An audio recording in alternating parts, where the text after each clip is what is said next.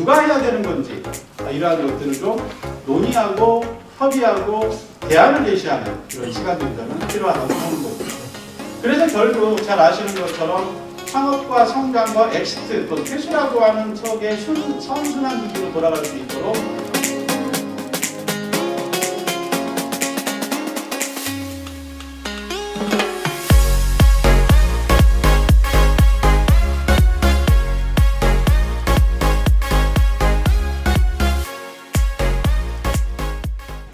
인프라라든지 하드웨어 측면에서는 제가 볼 때는 부족함이 없다고 생각이 됩니다.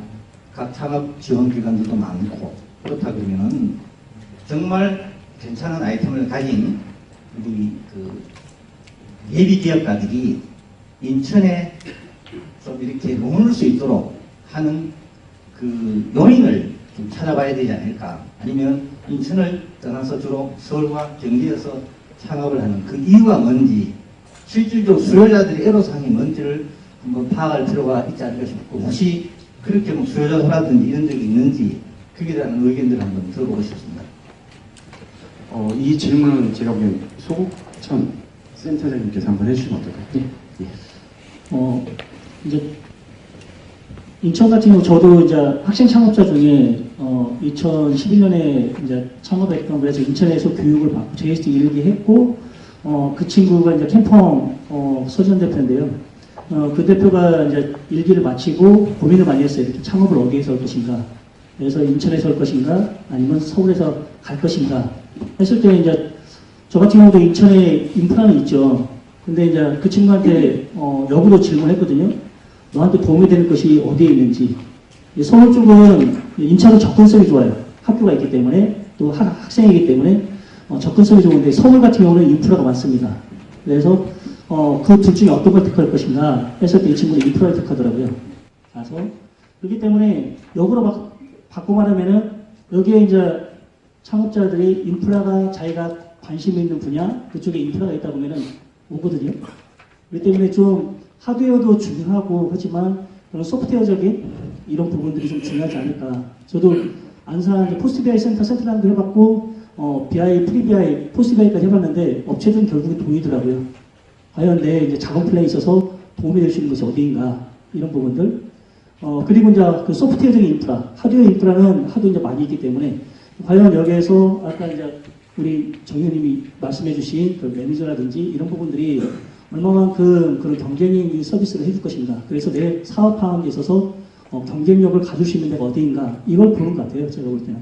그런 인프라가 만약에 인천에 갖춰진다 그러면은 오지 않을까. 그래서 저도 이제 아까 발전구 중에 하나가 ICT 융합 기술로 한번 가면 어떨까. 그래서 ICT 융합 좀 그쪽에 좀 차별화가 된다 그러면은 그쪽에 이제 관심 있는 창업자들은 이쪽으로 오지 않을까.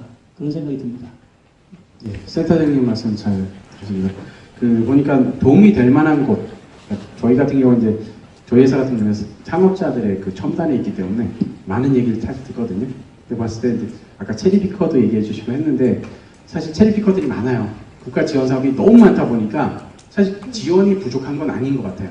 근데 정말 좋은 아이템 이런 것들이 컨텐츠가 그 사업이 될 만한 것들로 가는 게 맞을 것 같은데 이게 뭐다라고 딱 단정하기 되게 애매할 것 같은데 대부분은 그 체리피커들처럼 좀 약간 돈에 의해서 많이 좌지우지되는 경우가 많거든요. 경기도 지역 같은 경우에는 지원금이 꽤 많죠. 경기도에서 해주고 시에서도 해주고 그다음에 이제 인천 같은 경우에 모르겠는데 경기도에 들어가지도 않고 광역시설이기 때문에 또 그런 부분에 있어서 단점이 될 수도 있고 뭐 장점인 부분도 있을 테고요.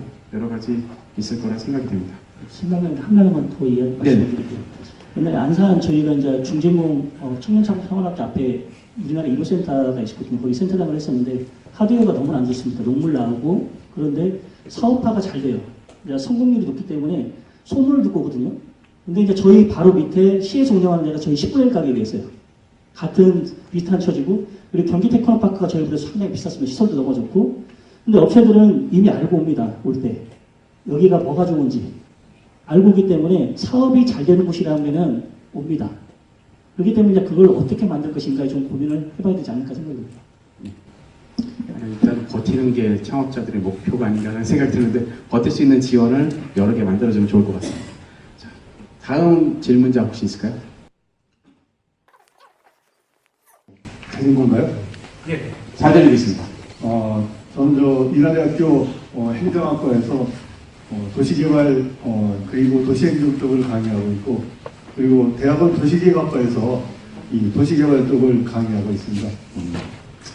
그리고 특히 이쪽과 관심이 있는 게 이제 학교에서도 창업 그리고 첨단 산업 이런 것과 관련해가지고 어떻게 도시개발을 해야 되느냐, 여기에 대해서 저희들이 이제 강의도 하고 그리고 고민도 많이 하는데, 제가 솔직히 인천에 대해서 느낀 생각 중에 하나는, 아까 정영수 박사님께서 서포팅 센터가 필요하다고 하는데, 아마 이 모임이 아마 그런 역할을 해야 되는 걸로 생각을 하고 있는데, 진정한 의미의 인천에서 창업과 관련되어 있는 그런 서포팅 센터나 이런 활동이 있느냐, 저는 사실 여기에 대해서 상당히 의심을 품을 수밖에 없거든요.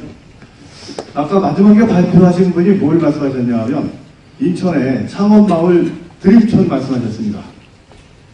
아마 여기 관심이 있는 분들이 있기 때문에 창업마을 드림촌이 어디 만들어지는지에 대해서 아마 알고 있을 겁니다.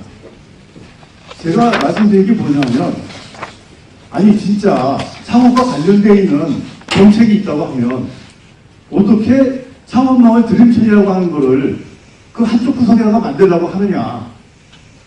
이게 용현동에 어디입니까? SK 아파트 한쪽 구석에다가 지금 이거 만든다고 하고 있거든요.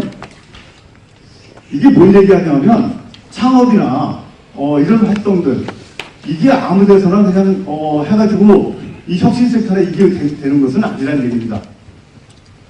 그걸 잘 보여주는 예를 중에 하나가 뭐냐면, 서울 용산에 가면 용산에 중앙박물관이 있습니다. 근데 중앙박물관 근처에 문화예술과 관련된 어떤 창업활동이나 스튜디오나 이런 활동이 없습니다. 그런데 서울 현대미술관 분관이 삼청동에 있습니다. 분관에 삼청동이 만들어진 다음에 무슨 일이 벌어졌냐면, 북촌마을이 떴습니다. 그래가지고 그 근처에 새롭게 창업이 많이 됐거든요.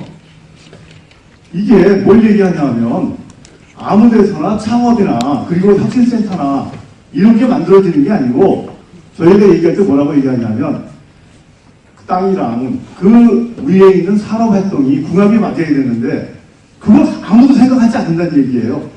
예를 들면 창업혁신과 관련되어 있는 공간을 거기에다 하는 게 아니고, 구월동이나 다른 좋은 접근성이 좋은데 이런 데 만들어야 되는데, 그냥 거기 땅이 있으니까 그냥 거기다 우리 하자, 뭐 이런 활동들이 대부분이 지금 다 인천에서 이루어지고 있습니다.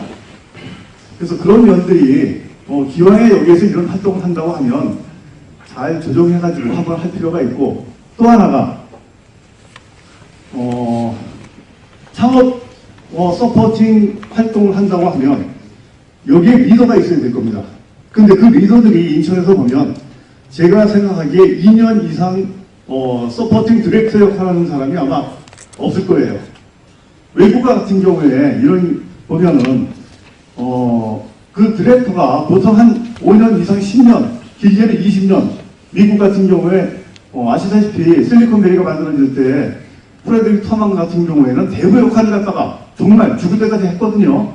교수님 좋은 말씀 예, 아니 근데 짧게 그런 거 하나 없이 과연 이걸 어떻게 해야 되느냐, 이런 문제에 대해서 우리가 한번 고민을 해야 되는 게 아닌가 해가지고 제가 말씀드리겠습니다.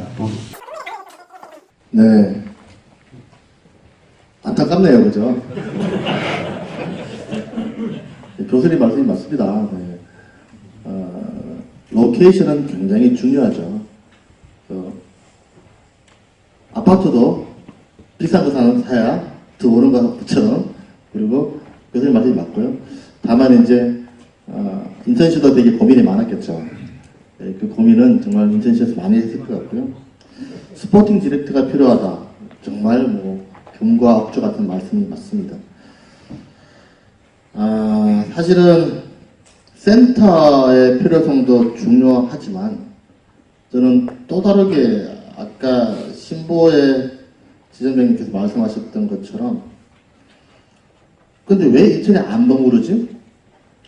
여기에 대해서 좀 고민을 좀 더 열심히 해야 될 필요가 있을 것 같아요. 이 말씀만 하고 싶어요. 꽃이 있으면 돌과 나비는 보인다. 꽃이 없을 수가 있다. 이게 교수님 말씀하고도 일맥상통할 수가 있어요. 인천시에 기업의 창업을 어트랙션 할 수 있는 꿀이 있었으면 더 많은 나비와 벌들이 더 잘 모였을 것 같고요. 이게 때로는 센터의 방식으로 나올 수도 있고, 때로는 지원체계 방식이 될 수도 있고, 때로는 자금이 될 수도 있고요. 이런 것들은 그런 것을 우리가 의논하기 위해서 이렇게 모였으니까 오늘 분과위원장님 잘 이렇게 선출하셔서 그런 디렉터 역할을 맡기시면 될 것 같습니다. 뭐 이 자리에서는 다 이제 해결 못할 테니까 분과위원회에서 또 다시 한번 이 토론을 한번 해보시고요. 짧게 한번 여러분들의 얘기를 한번 들어보도록 하겠습니다. 아까 그 질문 하시려고 하셨는데, 예. 예, 안녕하십니까. 저는 미래서비스 창업지원본부장을 맡고 있는 이규현이라고 합니다.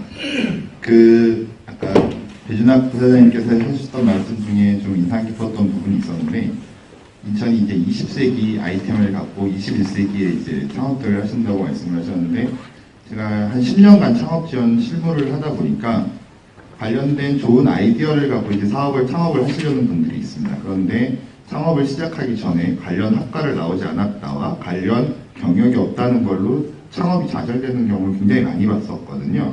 근데 인천시 뭐 관치금융이 중요하다고 하셨는데 기술보증기금이나 실용보증기금 같은 경우도 그 두 가지가 해당이 없으면 아예 처음부터 심사 대상이 되지를 않습니다. 그러면 이제 창업자들이 물론 창업투자에서라든가 엔젤을 찾아오겠지만 그거 자체는 더욱더 어렵거든요. 그러니까 인천시에서 이런 아이디어를 가진 아이디어 창업이 21세기의 아이디어 창업이 활성화될 수 있는 생각들이 좀 있으신지 궁금합니다. 아주 좋은 질문이십니다. 이 질문을 제가 처음 받은 게 아니에요. 근데 우리가 또 다르게 고민을 한번 해봐야 될 필요가 있습니다. 놀라운 사실을 한번 말씀드리면요. 제가 한 1년에 1000개 정도의 기업을 보는데 그 기업을 실제로 미팅을 하거나 IR을 하는 게 연간 한 50건 주 한 회사 정도. 이제 우리 회사 여러 명이 있으니까 그렇게 해도 사실 한 주에 10개 이상을 만나겠죠. 제가 직접 모시는 게 그렇게 되니까 대부분이 자기 이야기를 해요. 다시 말씀드릴게요. 지피지기를 못해요. 타인의 입장에서 돈 주는 사람 혹은 거래를 할 사람의 입장에서 말하지 않고 항상 자기 위주에서만 이야기를 해요. 자, 왜 이렇게 말씀드리냐면요. 투자가는 그 기술이 얼마만큼 피저블한지 얼마만큼 사업성이 있을지를 알 수가 없어요. 알면은 신이에요. 그죠? 신이 아니기 때문에 언제나 우리는 통계적인 근거에서 출발할 수밖에 없어요. 관련과를 나왔느냐? 근데 관련과를 안 나오신 분도 계세요. 안 나오셨으면 관련 산업에서 어느 정도 일을 하셨느냐. 예를 들어서 미술과를 나왔지만 IT 기업에서 10년 이상 일하시면 그분은 경력이 있는 거예요. 능력이 있다고 봐주는 거예요. 그게 아닐 경우에 나는 할 수 있다고 주장하시는 분을 제가 몇 번 만났어요. 정말 죄송한데 쏘리. 왜? 우리는 아무것도 없는 시점에 당신을 보고 투자를 하는데 당신이 그런 백그라운드가 없으면 쏘리를 할 수밖에 없는 것을 이해를 해주셔야 돼요. 그리고 그거를 해달라고 부탁하시면요 굉장히 힘든 거예요. 어쩔 수가 없잖아요. 네, 저도 동감하는 얘기인데요. 저희 회사도 마찬가지로 저도 이제 전공은 법학이지만 사실 제품 개발을 하고 있습니다. 근데 어떤 창업가를 만났는데 제가 그런 질문을 한번 했어요. 똑같은 얘기 선상이라서 말씀드리겠는데 스마트 가방을 만들겠대요. 근데 스마트 가방을 만든다는데 가금질 방법도 모르고 원단에 대한 특성도 모르고 스마트 가방을 만들더라고요. 사실 그거 갖다가 투자를 받기는 되게 어렵겠죠. 국가 지원 사업에 선정되기도 되게 어려울 테고. 그러니까 제가 보기에는 그런 얘기인 것 같아요. 그러니까 뭘 전공했다 보다도 정말 그 사람이 전문가냐 아니냐 이거는 사실 얘기를 해보면 어느 정도 나오거든요. 그러니까 물론 심사위원분들께서는 이제 기업들 너무 많이 만나다 보니까 아마 몇 마디 들어보면 이분이 그거 전공 안 해도 전문가구나 아니구나 어느 정도 판단이 서지라 생각됩니다. 그러니까 진짜 실력이 있으면은 어떤 사람하고도 싸워서 이길 능력이 된다. 그리고 설명을 했을 때 아까 얘기했던 것처럼 내 위주가 아니라 그 상대편 입장에서 얘기를 해주면 충분히 전공이 아니라도 되리라 생각됩니다.